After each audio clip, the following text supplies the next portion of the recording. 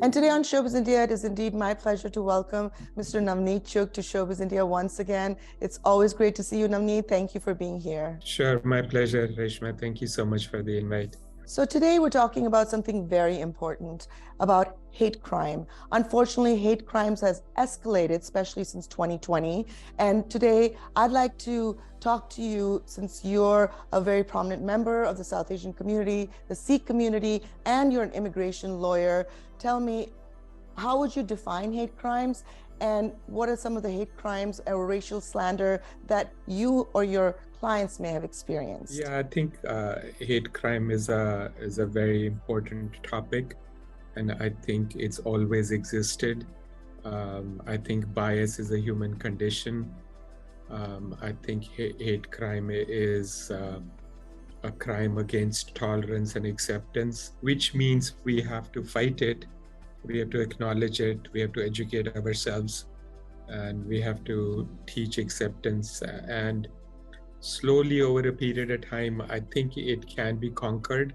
I know hate crime is up recently and maybe even since 2016. But before that, I think United States was making good progress and has made great progress in the last 150 years, but more needs to be done. So could you identify any specific stories that your clients or you may have experienced? Within the Sikh community, there is more than just the Indian community. The Indian community, of course, when there are Indians in small pockets in the United States, in cities where there's not a lot of Asians or non-whites, then the Indians, of course, face some harassment, and mostly we hear about from our community that I was screamed at, and some words were uttered about a different skin color, and usually it follows with, leave our country or go back to where you came from, which is kind of sad because this country belongs to no one, and this country doesn't belong to either the Asians or the Russians or the whites or the Europeans or the African Americans or Africans. Between 1840 to 1920, 80 years, 500,000 people moved from Europe to United States.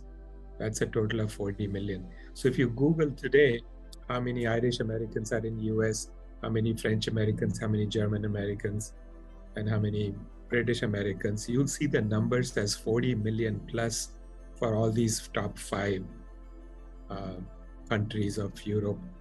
And that's the foundation of America, which tells me that everybody's grandparent came from somewhere. And anybody who's screaming anything filled with hatred towards anyone else in the country tells me that they don't know the history of this country and they're not educated. I've been in this country for quite some time, grown up here, and I have witnessed some hate, slander and speech. In fact, as recently as last year, ironically, I was going to the passport office and this, Caucasian guy started screaming at me, telling me to go back to my own country, and I was doing nothing but standing on a stop sign. And I pulled out my phone to record him, and then he hurried and ran away. But before that, he threw a Diet Coke at me. So have you experienced anything like this? And if so, what would you say? How do you overcome that? Yeah, I think, just short of, go back to your country, especially after 9/11, I haven't heard personally faced a whole bunch of that, maybe a couple of times in the last 40 years. And so I guess I've been lucky. There are things we can do and we should be doing to address that. What are those things in your opinion as a lawyer? Well, I think the first thing is to educate ourselves. We may be Indian or whatever, but everybody has these biases. And I hear, and I'm sure you do too, occasionally even non-Caucasians making racist comments about some other race or color. And I think first rule is to educate ourselves and to accept tolerance within us.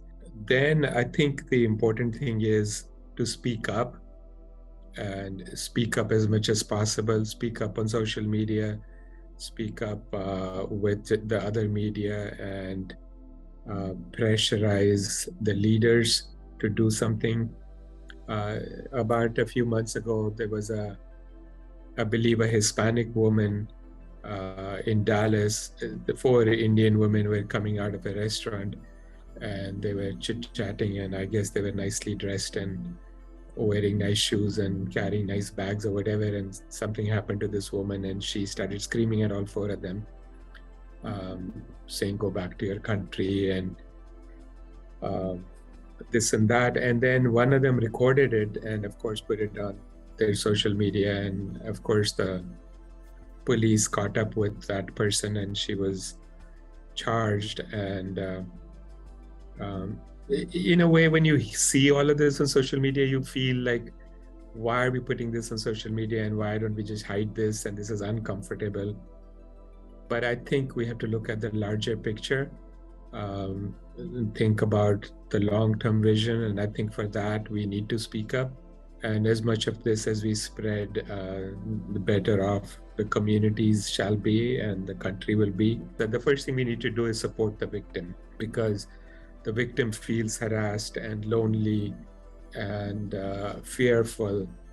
And so as a community, we need to support the victim and be with that person and call the police, get the police to help. There's other resources available in the community. Most people don't even want to call the police for whatever reason. They're fearful, they don't want it to become public, they don't want to file a police complaint. That becomes public. Most people would rather just hide and deal with it. I know last year there were 6,000 hate crime reported in the country last year, and the general consensus is the reported number was 6,000, but the actual number is probably more like 60,000 because people don't want to report. And also on an extreme case, and a very tragic case about the police officer, the Sikh police officer in Texas who was killed on the streets. I'm Indian, and that made my blood boil. I mean, what do you do? How do you address such a tragic situation? Right. And this is a person that's protecting the community, is what is happening to a person like that. I think so we're not going to solve this in a day or a week or a month or 2 years. I think we have to look at this as a very long-term horizon. And very long-term, the solutions are to teach acceptance. And for us Indians, I think, we are considered the model minority, and unfortunately, fortunately, the Indians in this country are doing very well and financially ahead of the average person in the country. So I think the hate crime against the Indians will only increase. So we need to be extra vigilant. This happens in every country around the world. The very successful are targeted because of anger and because of animosity and because of jealousy and because they feel the people that are left behind feel that something was taken away from them. And I think the best thing for our community to do is to be involved and stay engaged. Stay engaged in temples and churches and social clubs and Toastmasters clubs and Lions clubs and Rotaries clubs, and be involved in charities and give back. And at any time there is any problem in the community, the Indians are the first ones to assist. That should be our model and that should be our goal. And Navneet, I've had the pleasure of knowing you for many, many years, and you actually do practice everything that you're saying. You're very involved with the community. You do a lot of philanthropic work. And personally, as a father, you not only have stayed true to your own Sikhism as a religion, as a tradition, you wear the turban, but you've even taught your son, who was born and raised here. At any point, did he have any apprehensions for going, to school in a turban? I'm sure he did. We would ask him, and he wouldn't share an occasional conversation here or there.